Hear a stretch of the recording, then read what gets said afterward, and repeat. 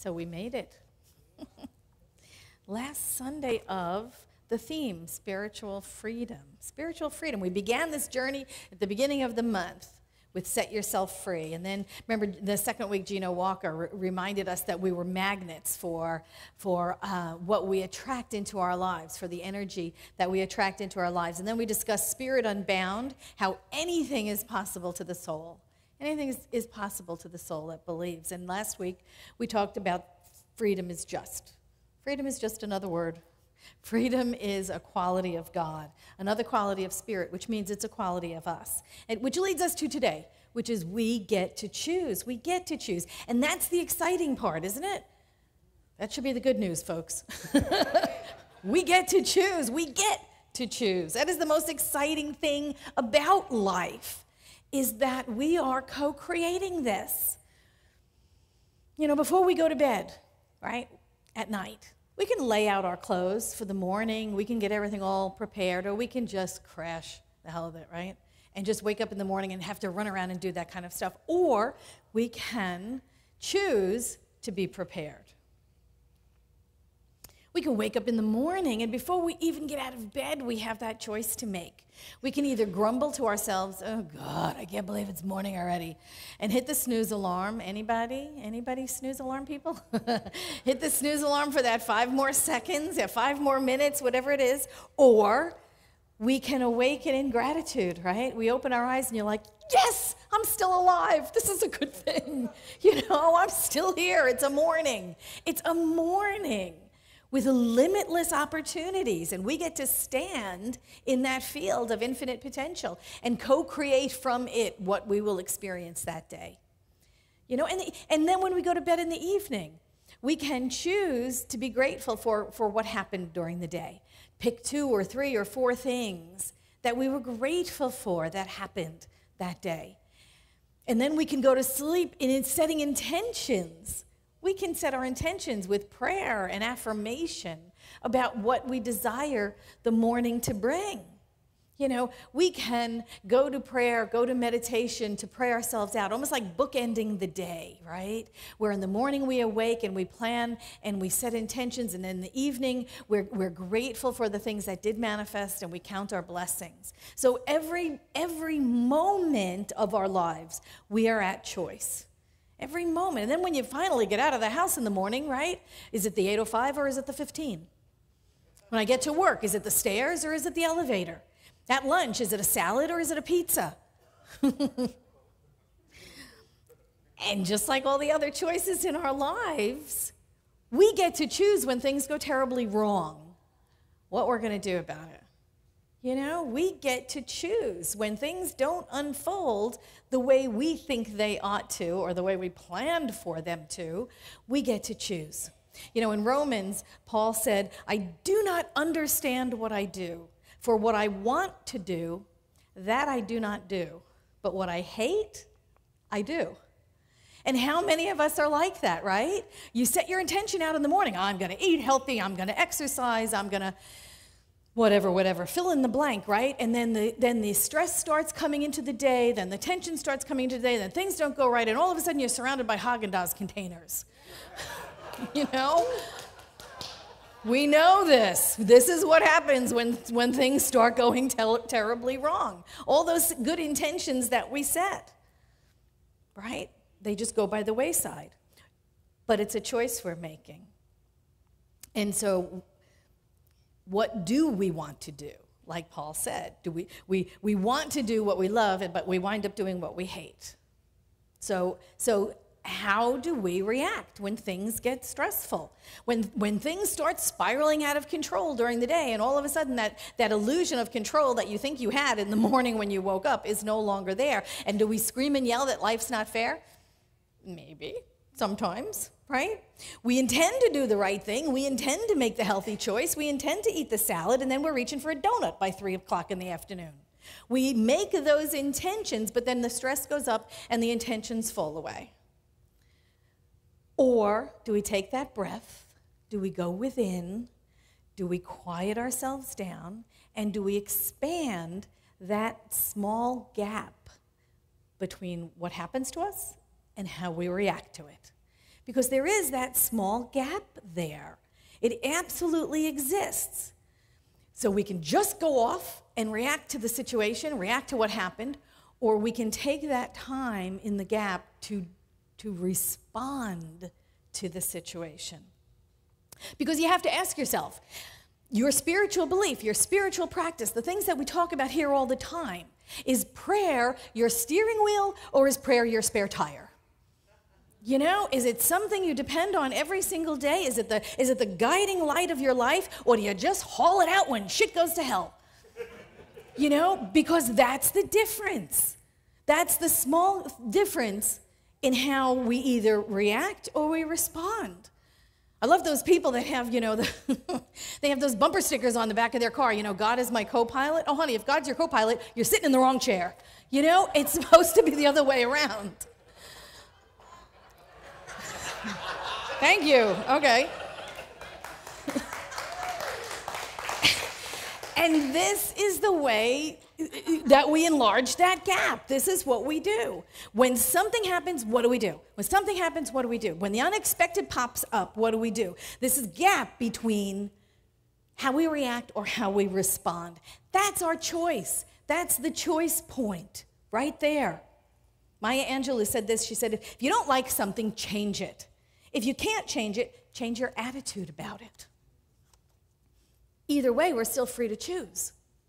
So what's the difference between responding and reacting, right? What's the difference between responding and reacting? It is that gap between cause and effect.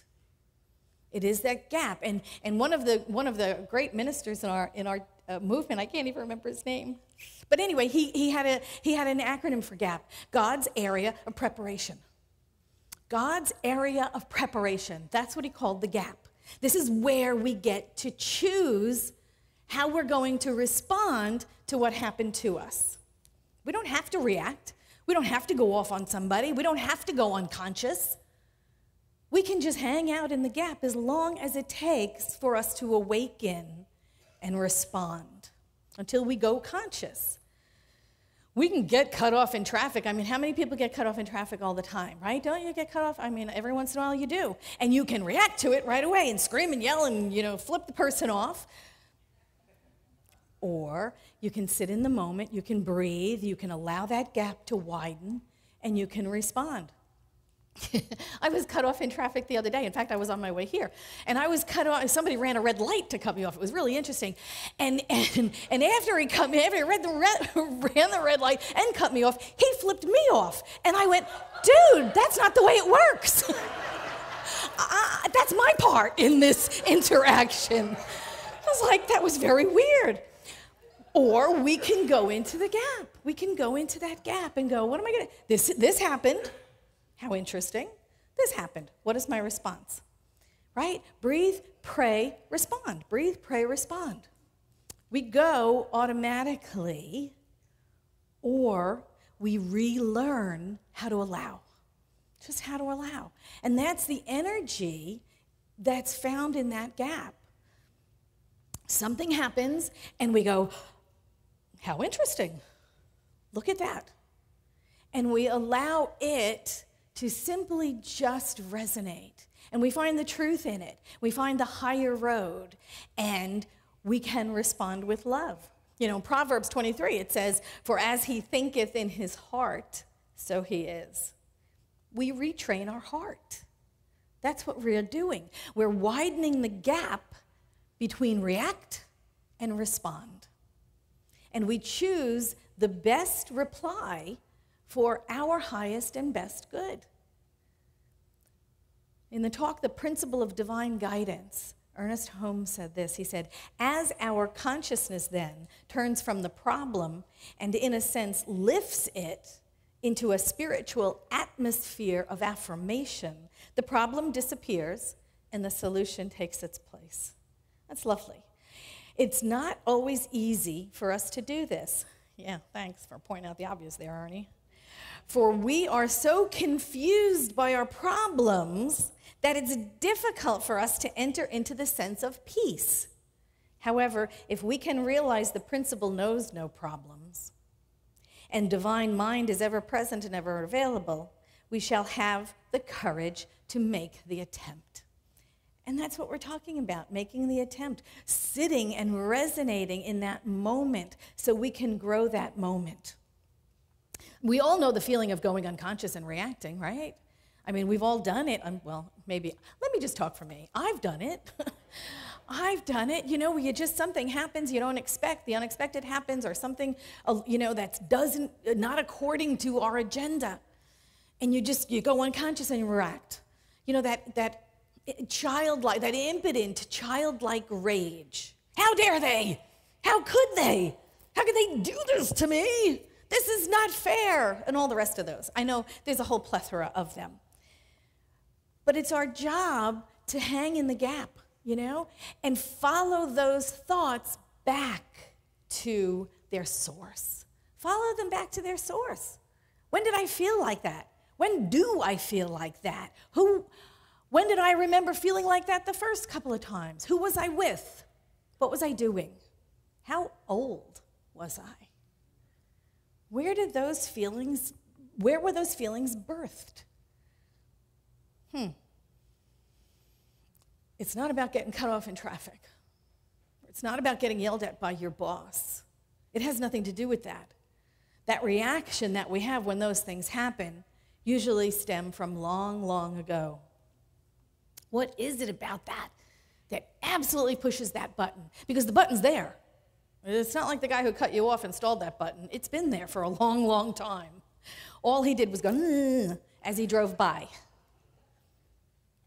So what is it? So I get furious when someone does that, but it's not about that. It's about, why do I get furious when things like that happen? Because I feel discounted, perhaps. I feel ignored. Maybe I feel like I don't matter. Oh, maybe I'm invisible to grown-ups. Maybe that's where it came from. When I was little, maybe it's because, I'm invisible to grown-ups. Oh my God, I'm invisible. What an interesting concept. And maybe that's where all the rage and the indignity and the furious reaction comes from. Nobody listens to me. I don't count. I don't matter. Maybe that's what it is. I don't matter. Oh my God, where did that come from? You get to trace these things back. Ernest Holmes said this: as our consciousness lifts above the problem into the spiritual atmosphere of affirmation, the problem as such disappears, and the answer takes its place.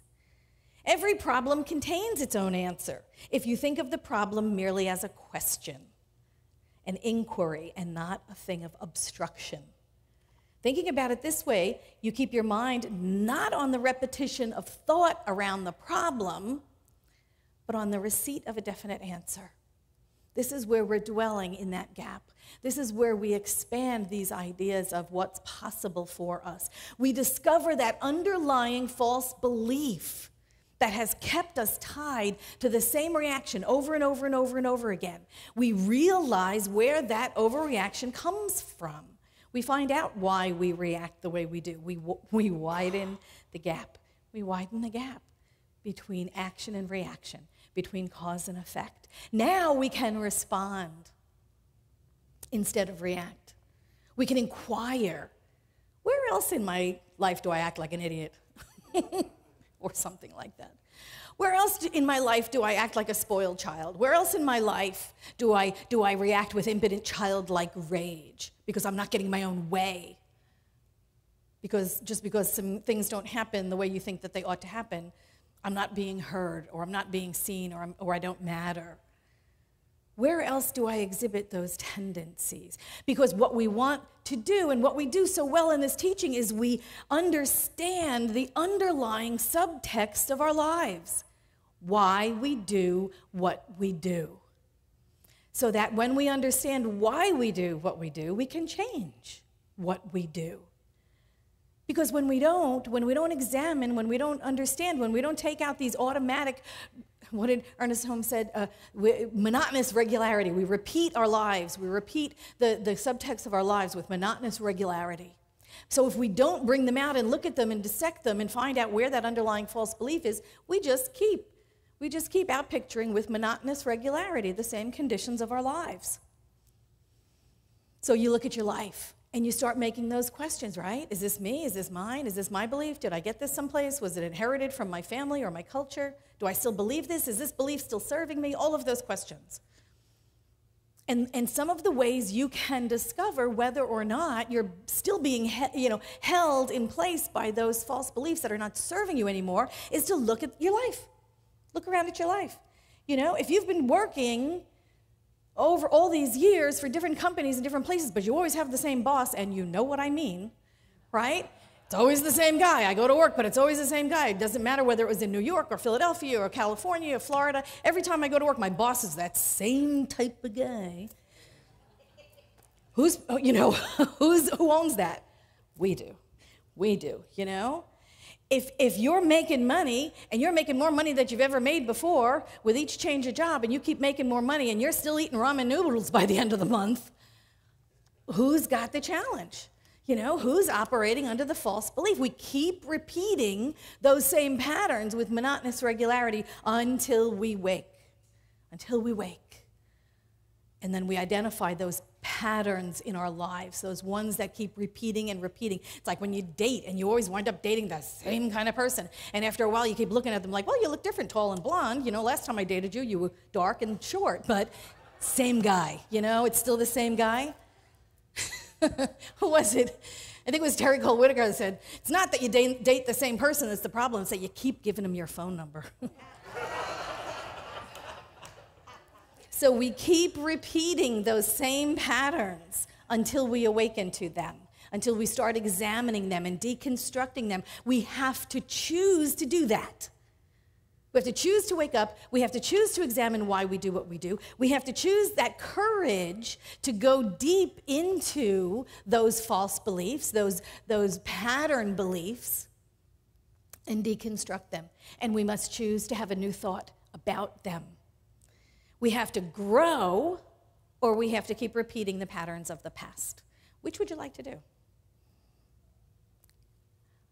Are we not sure? Grow. Exactly. Identify the false belief or the thought of error and replace it with truth. The qualities of God flow through us. Wisdom flows through us. Love flows through us. Abundance flows through us. The only thing that is keeping us from demonstrating the full and complete life of Spirit is that bullshit story of yours that's keeping you in place. That's the only thing that is holding us in place, is that we don't believe we're free. We begin to resonate with a new atmosphere. You heard Ernest Holmes, a spiritual atmosphere. We begin to resonate with that. We begin to resonate with the energy of possibility. We set new intentions, positive intentions. Do you ever feel like, oh my God, what else can go right in my life? That's the new intention. What else can go right? Oh my God, this is wonderful. I'm going to have to open up another bank account. It's going to go over that limit that they can't even insure it anymore. We pray affirmatively. We do our affirmations daily, and we take baby steps in that direction.